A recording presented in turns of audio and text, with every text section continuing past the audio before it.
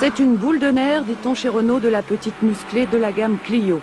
Héritière de la 1916S, remplaçante de la 5 GT Turbo, cette petite espiègle aura aussi la mission de représenter Renault sur les circuits.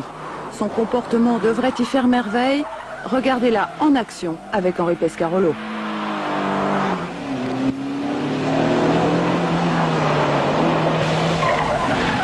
Après quelques tours du circuit routier de Montlhéry et aussi quelques centaines de kilomètres sur la route, là je dis vraiment bravo Renault.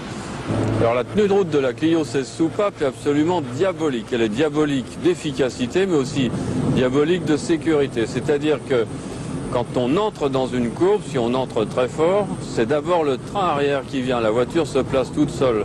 On a même à la limite l'impression qu'elle va partir en tête à queue. Mais aussitôt, on s'aperçoit que le train avant est complètement soudé et que la voiture s'équilibre à ce moment-là. Je me suis fait manifestement surprendre par une plaque beaucoup plus mouillée parce que la neige a fondu. Et c'est assez révélateur de la tenue de route de la Clio. Alors qu'avec une propulsion, ça se transformerait en un tête à queue. Dans la Clio, au contraire, la voiture se stabilise en appui sur les 4 roues au milieu du virage. Il suffit de continuer à accélérer et l'équilibre se rétablit.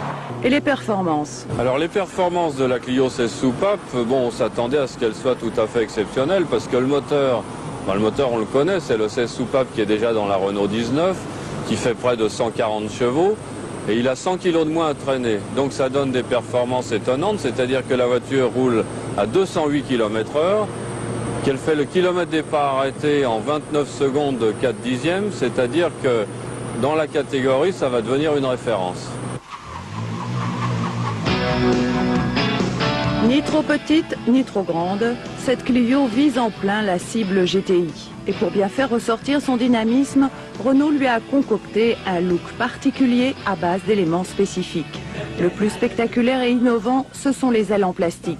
Plus précisément du Noryl GTX de 2 mm d'épaisseur, un matériau ultra léger qui en outre supporte sans laisser de traces les petits chocs urbains. L'intérieur a été traité façon sport, bien sûr, comprenez sobre, mais c'est surtout le tableau de bord qui change et se complète par rapport aux autres Clio. Le moteur, eh bien, c'est un 1764 cm3 de 140 chevaux. Il consomme 7,9 litres en moyenne selon les normes UNTAC, mais beaucoup plus avec Henri aux commandes.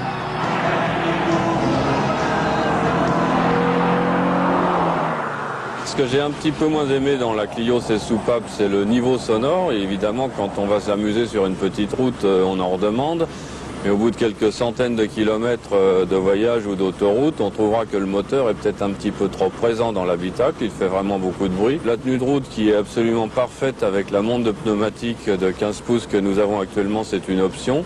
C'est un petit peu dommage, ça devrait être systématique dans la voiture.